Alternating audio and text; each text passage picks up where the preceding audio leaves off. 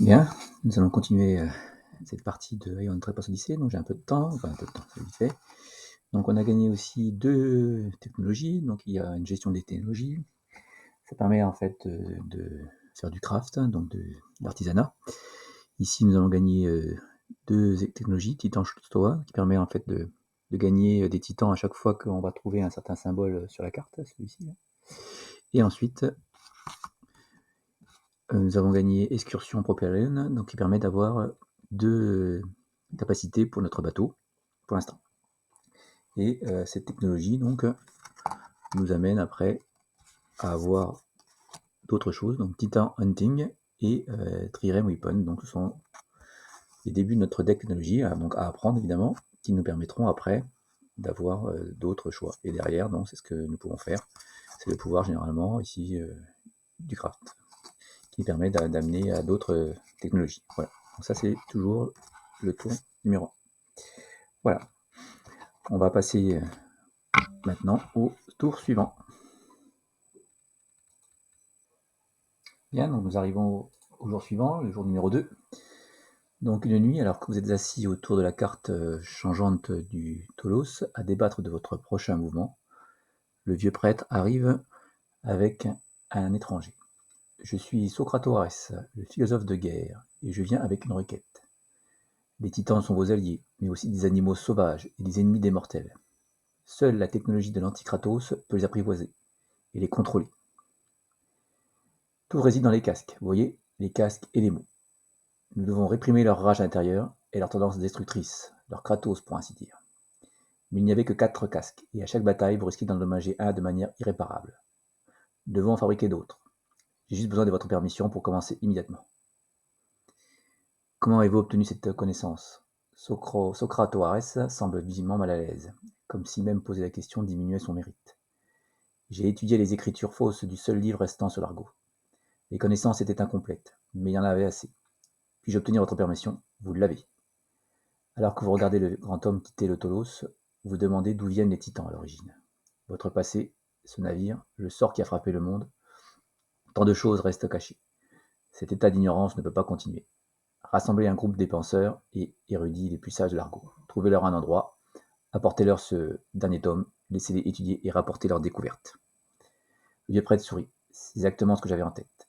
Il est temps de continuer votre voyage, déplacer l'argot donc vers la prochaine aventure, enfin la prochaine tuile. Voilà. Donc on va pouvoir aller sur la tuile suivante. Donc à l'aide de l'application, ça m'évite d'étaler toutes les cartes. Donc pour l'instant. Donc nous sommes à la carte numéro 1 et nous allons passer un jour de plus pour aller vers la carte numéro 2. Voilà.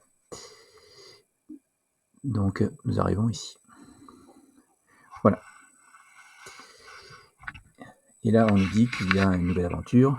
Donc et avec un test à faire. Donc il faut toujours choisir un party leader. Voilà. Et nous avons ensuite des tests de compétences. Donc cette partie nous permet d'apprendre comment faire des tests de compétences. Donc ce test. Donc l'argot vous intrigue. Un navire en fer qui ne coule pas et navigue grâce à des vents invisibles, c'est de la magie. Le genre de magie que Héphaïstos aurait pu forger dans son atelier. Mais les dieux sont morts depuis longtemps, et les grandes forges de l'Olympe sont aussi froides que le fleuve Cocytos lui-même. En descendant sous le pont, vous découvrez des espaces immenses pouvant contenir une flotte de trirèmes, et même une ville entière. Certains marins, accompagnés des forgerons d'Hadès, ont installé un chantier naval improvisé. Ils démantèlent certaines des épales que vous avez explorées pour récupérer des matériaux utiles, notamment pour fabriquer des armes pour les titans. Cependant, en inspectant les débris, vous découvrez que vous avez également ramené des passagers clandestins. Une sirène enragée, mi-mortelle, mi-mollusque. Elle est affamée. Donc, on nous propose de faire un test. Donc, soit on réussit le test et on perd un danger, ou soit on ne fait pas de test et on a donc 2 dangers. Voilà. Donc, le danger, c'est quoi? C'est-à-dire que chaque titan a 3 caractéristiques en plus de sa feuille, ici. Donc au début, on a des Dreamwalkers, donc ils ont 5 de mouvement, ils n'ont qu'un dé rouge d'attaque, et ils ont un pouvoir, dès qu'ils passent 2 en danger, ils peuvent bouger avec un plus 1 mouvement et faire attaquer une sorte de charge. Ensuite, selon les caractéristiques. Donc la rage, c'est à chaque fois qu'ils vont attaquer, ils vont gagner 1 point de rage. À 9, ils sont tellement enragés qu'ils se détruisent. Fate, c'est un peu le destin, donc ça permet de relancer des dés, pareil, on ne peut aller que jusqu'à 9. Et le danger, c'est en gros les points de vie, on peut aller jusqu'à 9, et à 9, le titan est endommagé. Donc ici, selon le niveau de dégâts, on va se prendre des cartes trauma, des blessures en fait, des blessures critiques, donc avec un petit deck de cartes. Et selon la rage, on va gagner des pouvoirs. Plus notre titan est enragé, plus il va gagner des pouvoirs ici qu'on appelle le Kratos, voilà, qui vont se mettre dans un pool qui pourra être utilisé par le joueur suivant. Voilà. Ensuite, actuellement, j'ai mes 4 argonautes qui sont ici. Et il commence avec un petit bonus de compétences, donc qui est écrit tout en bas, là, ici, courage, etc. Et là, on me demande de faire un jet de furie ou d'endurance, de 7 ou plus. Donc ça se base sur un des 10. Et pour réussir, donc il faut faire plus qu'un des 10. Donc si je prends Circe Garde, je fais 3, donc je rate, donc il prend 2 dégâts. Donc je prends son Triskelion, là, et je prends 2 dégâts. Allez, ça bouge un peu. Voilà. Donc je mets 2 dégâts. Donc ils vont commencer la prochaine partie avec déjà des dégâts. À chaque fin de combat, en gros, on remet à 0. Donc je le mets sur sa fiche à lui. Ensuite, je prends le prochain. Donc il fait 9. Donc lui réussit. Pas de problème. Il ne prend que 1 dégât.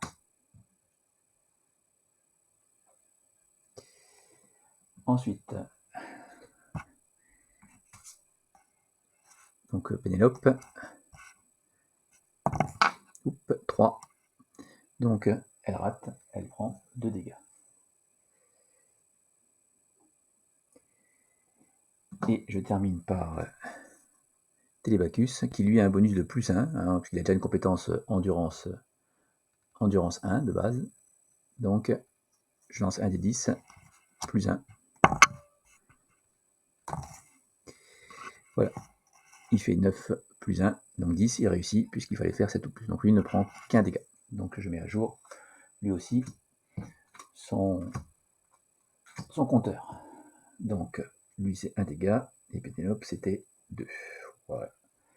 Donc au prochain combat, ils vont être un peu embêtés. Voilà. Donc ça c'est ici c'est expliqué. Et ensuite, on va pouvoir gagner un petit peu des ressources. Donc ces ressources vont nous permettre de crafter. Donc là, on a une partie des ressources qui est indiquée ici.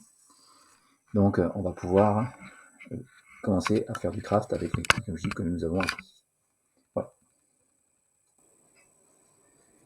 Donc suite à la suite du test, nous avons réussi à tuer la sirène enragée, mais non sans perte. Ça devait être fait pour sécuriser cet endroit pour le peuple. Et ces gens ont quelque chose à montrer pour leurs efforts. Des armes de siège intactes, récupérer des épaves et quelques barils d'ambroisie, un cadeau de la défunte sirène. Maintenant, vous devez simplement trouver un moyen de transformer ces matériaux en équipements, qui vous donneront une chance de vous défendre contre les primordiaux. Les primordiaux, ce sont les monstres, en fait, les boss qu'on affronte. Vous avez besoin de connaissances. Alors que vous retournez chercher des érudits d'argot mentionnés par le vieux prêtre, l'un d'entre vous s'attarde. Un éclair de souvenir traverse son esprit. Cette horrible rencontre a ravivé quelque chose en lui. Alors, on gagne aussi des ressources. Donc, ces ressources vont permettre de faire du craft. Donc, ici, on a toute une liste de ressources. Voilà. Donc, on nous donne 2 armements ressources. Alors, il faut retrouver où c'est, armement ressources. Alors, c'est où 2 trirèmes ressources. Hop, attendez. Voilà, 2, 1, 2, 2 trirèmes ressources. Ensuite, 6 ambroisie. Ensuite, et un muscle. Et un mécanisme. Voilà. Et un des argonautes va gagner un souvenir qui s'appelle Sirène Survivor. Donc ce sont des souvenirs de nos anciens argonautes qui ont tout oublié. Et généralement, ça amène un petit pouvoir qui va être appris et qui va donc se développer niveau 1, niveau 2, niveau 3 ici. Et donc en plus, ça permet de gagner des bonus aussi, vous voyez, en la compétence en courage ici en volonté. Voilà. Donc il faut le donner à un des joueurs. Donc ils disent qu'on peut le donner au hasard, et au hasard ça permet d'avoir donc de prendre un des 10 et de celui qui fera le moins et ce sera celui qui aura le souvenir. Donc je lance le dé. Donc là c'est un 10, un 4, donc 4 pour le deuxième, Pénélope, un 10 non, et Télébacus non. Donc c'est Audi 0 qui aura ce souvenir. Donc je vais l'indiquer ici. Donc c'est lui qui aura ce souvenir pour la suite. Voilà. Bien. Allez, on va passer bientôt à la journée suivante.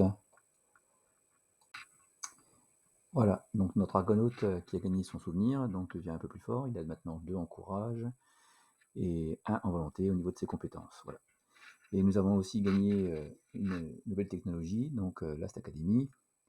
Quand on aura un combat avec ce symbole-là ou une structure ici, on pourra rechercher une carte technologie, donc la mettre dans notre deck de projet. Et puis à chaque fois que nous explorerons une carte avec ce symbole ici, là, on gagnera plus 1 dans l'avancement de la quête. C'est un peu le même fonctionnement pour ceux qui connaissent des quêtes de Horror Arkham JCE, où vous avez à côté les gentils qui progressent et d'un côté les méchants. Voilà. Donc voilà.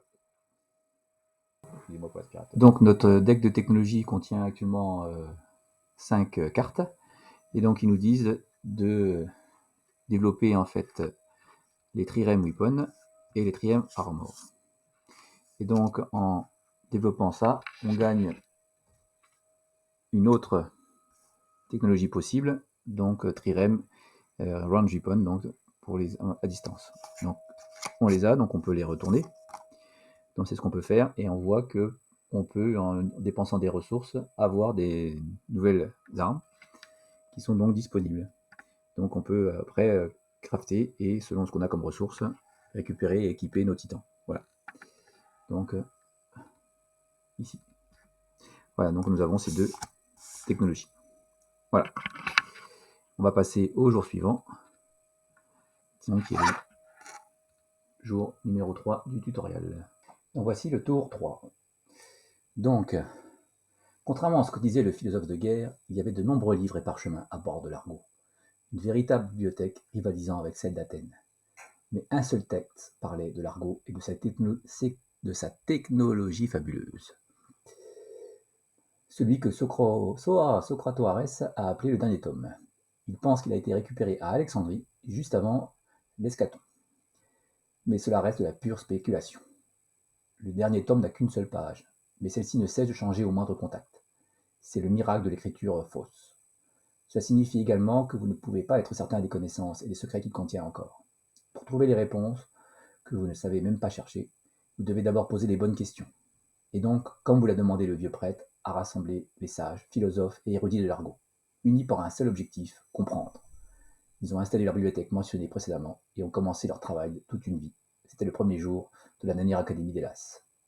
Comme d'habitude, donc on déplace l'Argo sur son nouvelle tuile et on va marquer le jour. Donc on va cocher le tour 3. Donc le tour 3, on voit un petit symbole ici, ça veut dire qu'on peut développer une technologie. Alors une technologie de bataille, donc on regarde notre deck. Donc on peut développer différentes technologies.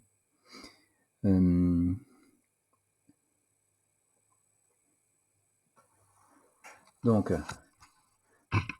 nous avons ces deux-là, et normalement on peut développer donc une prochaine technologie de bataille. Donc quand on regarde toutes celles dont on dispose dans notre deck, il n'y en a qu'une qu'on peut développer, c'est celle-ci. Donc on va la mettre dans notre projet. Donc on a tout ce qu'il faut, et ça permet en plus d'avoir 2 autres technologies qu'on va mettre dans notre deck, qu'on pourra développer donc la prochaine fois. Et celle-ci nous permet de faire des balistes et des javelots. Voilà. Mais il faut bien sûr avoir les composants. Donc voilà, donc ça c'est la première étape. Donc je vais après chercher ce qui manque. Donc on gagne quoi? Arrow barrage, donc, et sirène armor. Donc je les mettrai dans mon deck après. Ensuite, on va passer sur la carte. Donc la carte, donc normalement évidemment on sort une petite carte format 7e continent, mais là c'est un petit peu compliqué, donc on va arriver au niveau 3. Voilà. Donc cette carte, alors ici, si je la sors en vrai, donc cette carte possède un petit symbole ici. Voilà. Et donc ce symbole nous dit qu'on va utiliser donc nos technologies, puisque notre technologie ici indique que si on voit ce symbole, on peut gagner un titan. Donc je vais gagner un titan. Voilà. Et ensuite, on nous dit que si on tourne la page, donc ici il nous explique différentes choses selon l'événement. Voilà. Et qu'est-ce qu'il dit derrière? Voilà, donc vous ne pouvez pas dormir la nuit, quelque chose ne va pas dans votre esprit. Au début, vous pensez que c'est la mémoire d'une récente bataille, mais non, c'est plus profond, plus vieux. Une collection de votre ancienne vie. Et voilà, donc on gagne en fait une nouvelle Memos Card. Donc ça veut dire que celui qui a le moins de souvenirs gagne un souvenir particulier. Donc ici, le souvenir de qu'il a été prisonnier. Voilà. Et évidemment, ça lui donne après accès à différents niveaux et différentes capacités. Voilà. Voilà. Donc je vais déterminer celui qui a le moins de souvenirs. Donc nous avons Odizero qui a déjà le souvenir de la sirène, donc il reste les 3 autres. Donc je vais tirer au hasard. Comme disent le most, celui qui a moins de chance, donc on va prendre le dé le plus bas. Donc si je prends le premier, il fait 3, Pénélope fait 5, et donc c'est Sarsgaard qui gagne ce souvenir. Donc il a été prisonnier par le passé. Voilà. Et nous avons fini donc ce tour qui nous explique un petit peu comment on gagne des cartes mémos et comment on gagne des titans. Je vais passer maintenant au tour numéro 4. Voilà. Donc, bien, nous allons voyager donc dans la prochaine tuile, donc qui ressemble à ça en vrai. Donc, on voit qu'il y a de plus en plus d'options. Donc, on voit qu'on peut choisir après 2 chemins et il y a des symboles ici. Ce sont les symboles qui nous permettent de faire avancer les grandes quêtes, si vous voulez. Donc, on va lire un petit peu le texte. Donc, il y a des fortifications sur les petites îles rocheuses, mais elles ont été abandonnées depuis longtemps. Étrange pour un empire maritime de laisser son flanc exploser de cette façon. Heureusement, non loin des ruines, vous trouvez un petit village de pêcheurs. Les habitants sont plus qu'heureux de vous raconter qu'elle sera frappée la crête. Après avoir entendu leur histoire, vous commencez à vous demander si venir ici était une bonne idée. Puis vous vous rappelez que vous n'aviez pas le choix. Et donc, on va se déplacer vers la tuile 04 qui est celle-ci. Alors ensuite, il nous indique que donc on va commencer à avoir un petit peu nos quêtes. Donc il y a 2 côtés, un côté du mal et un côté du bien. Donc la première quête est celle du mal. Donc ici on voit l'illustration. Voilà. Et donc tout ne va pas bien en Crète. En l'absence de Minos, la dissidence grandit. La garde cornue, en sous-effectif, peine à maintenir la paix après des années de règne oppressif. Dans les brumes grises de l'aube, des silhouettes primordiales apparaissent à l'horizon des montagnes, trop éloignées pour représenter une menace directe, mais trop proches pour être complètement chassées de l'esprit. Vous commencez à remarquer des graffitis géométriques étranges ornant les murs et les temples abandonnés. Vous entendez des murmures de changement venant de l'intérieur des terres. Donc il y a un niveau de quête. Donc à chaque fois qu'un de mes argonautes sera affligé avoir l'affliction Maze Touch, on place un jeton. Et à chaque fois qu'on va gagner un jeton, donc le mal progresse. Et si on arrive à 5 jetons sur cette carte, on passe de l'autre côté, qui est le côté 1B, avec un autre événement.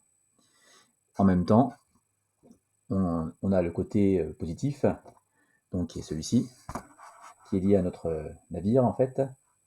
Donc vous savez peu de choses sur ce grand navire que vous appelez maison. Qui l'a construit, dans quel but, comment êtes-vous monté à bord. Il y a des espaces vastes sous le pont, plus grands qu'ils ne devraient être, compte tenu de la taille massive du navire. Chaque jour apporte une nouvelle découverte, un nouveau secret à dévoiler. Votre odyssée intérieure ne fait que commencer. Et donc, lorsqu'on aura 2 jetons positifs placés, donc ici, on voit que quand on prend notre carte ici, on voit qu'on met un jeton positif et un jeton négatif ici. Voilà. Lorsqu'il y aura 2 jetons, on gagnera +1 en connaissance de l'argot, en gros, et on gagnera une carte de technologie. Voilà. Et si on atteint un certain niveau, l'histoire progressera, hein, et puis on retournera ici. Voilà. Donc c'est le système d'avancée. Donc on va pouvoir maintenant aller à la suite. Je vais placer les jetons et je vais passer à la suite.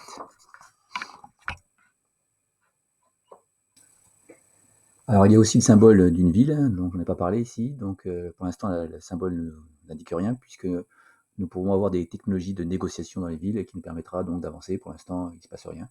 Donc on verra par la suite. Donc voilà.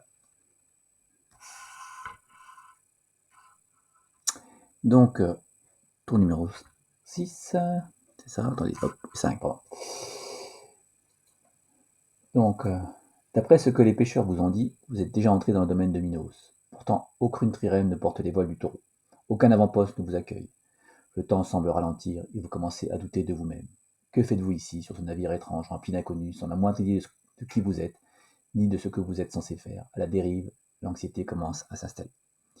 Donc, ils nous disent de mettre un pion Last Visited City, donc pour montrer qu'on ne peut plus faire de négociations ici. Ensuite, ici, on a des choix possibles, puisque on peut aller soit vers la carte numéro 5, soit vers la carte numéro 6. Donc, je ne sais pas. Allez, on va prendre la numéro 5. Voilà. Hop. Donc, la carte numéro 5 possède différents symboles. Donc, le symbole avec les cornes de taureau, ça veut dire que c'est une faction qui appartient à la faction des Minoans. Et donc, ils nous disent que maintenant, on a des scores de diplomatie dans les différentes factions. Et donc, il y en a 3. Donc, si je prends l'application, ce sera plus simple. Voilà. Donc, ici, on est neutre avec les 3 factions, les Minoens, les Labyrinthia et les Hornsworn. Ici, on est neutre. Voilà. Et donc, des fois, par moment, on en gagnera des +1 ou des -1, et on voit qu'en face, on peut être en guerre ou allié avec les différentes factions. Voilà. Ensuite, on nous dit d'aller voir la fin de l'aventure, donc le Merchant Ship. Donc, l'ambiance sur le navire se détériore encore plus, car vous devez imposer des rations strictes de nourriture et d'eau. L'ambroisie noire n'est pas la seule chose qui épuise. Peut-être que le navire cité peut atteindre le rivage de l'île du Taureau. Mais si vous ne trouvez pas rapidement des provisions, il ne restera qu'un équipage de cadavres à bord. Alors que vous réfléchissez aux conséquences, un cri solitaire brise le silence. Les vigies aperçoivent des silhouettes furtives à l'horizon. Peu de temps après, vous les voyez aussi, des voiles brillantes et des proues élancées. Des trirèmes de Corinthe. Leur large cale signale qu'elles sont remplies de cargaisons. De la nourriture peut-être. Lorsqu'ils vous remarquent, ils font demi-tour et fuient, vous refusant toute chance de vous expliquer. Vous n'êtes pas des pirates, mais vous êtes désespérés. Vous exhortez Alcibiade à accélérer. Alors ici, il nous demande de vérifier si le marqueur A7 a été utilisé ou pas. Donc A7, on l'a coché, puisque dans un précédent moment, on a eu un choix à faire, et on a coché la case A7, qui nous indique que c'est ce choix-là qu'on a pris. Donc là, ils nous disent de lancer un des 10, et si on fait 1 à 7, le bateau est encore plus endommagé, et si on fait 8, on gagne un point de fate sur notre bateau. Donc on y va. 1, et ben notre bateau est plus endommagé, donc on n'a plus que 2 points de coque, donc il n'est plus beaucoup. Ensuite, on continue, dernière partie de l'aventure. Les trirèmes ne sont pas à la hauteur de l'argot. Rapidement, vous les rattrapez. Elles n'opposent aucune résistance. En vérité, elles se rendent comme des chiots se roulant sur le dos. Avec leur tenue opulente et leur stature reflétant la grandeur de leur richesse, ces marchands se dirigent vers Knossos pour rendre hommage au tout-puissant Minos. Bien que vous leur fassiez une offre équitable, ils refusent catégoriquement. Ils ne veulent rien avoir à faire à vous. Ils préfèrent vous mourir de faim plutôt que de partager un seul baril de leur proposition. Donc on doit choisir un chef de groupe, donc bon, c'est moi, puisque ici Alors il y en a deux choix encore, soit on leur fait une offre lucrative et pourtant ils ont refusé, vous n'êtes pas des voleurs, mais votre équipage meurt de faim, ces marchands sont suffisamment riches pour ne pas remarquer quelques barils. Si la situation empire, ils flotteront jusqu'à Knossos sur leur ventre, confisquer leurs provisions, donc on marque 10, ou alors vous n'êtes pas des pirates ni des voleurs, de plus vous êtes assez près de la côte, vous ne voulez pas vous faire des ennemis, laissez-les partir, mais demandez les cartes de la côte. Donc voilà, donc on a un choix à faire. Allez, on n'est pas des pirates, on va considérer qu'on est gentil, donc on va prendre l'option Merchantship Map. Voilà, donc on va regarder ce que ça nous donne comme effet. Bien, vous négociez avec les marchands pour obtenir les cartes, mais au final, vous n'avez rien qu'ils considèrent comme ayant de la valeur. Voyant votre situation difficile, ils vous donnent tout de même quelques conseils utiles sur la façon de traiter avec les Minoens et de voyager autour de la Crète. Donc on perd un Fate, on marque 0,9 sur la grille, donc 0,9 sur la grille, donc, et on gagne plus 1 en diplomatie avec les Minoens et moins 1 avec. Alors 0,9 sur la grille, donc 0,9 sur la grille, tac, voilà, et on gagne aussi en diplomatie, donc on gagne plus 1 avec les Minoens et moins 1 avec les Hanseaux. Voilà, donc on est devenu unfriendly avec les Handsworn. Voilà. Et retourner à la phase de voyage. Ensuite, donc la phase de voyage, de toute façon, on va finir la timeline. Voilà. Et voilà, donc on va s'arrêter là.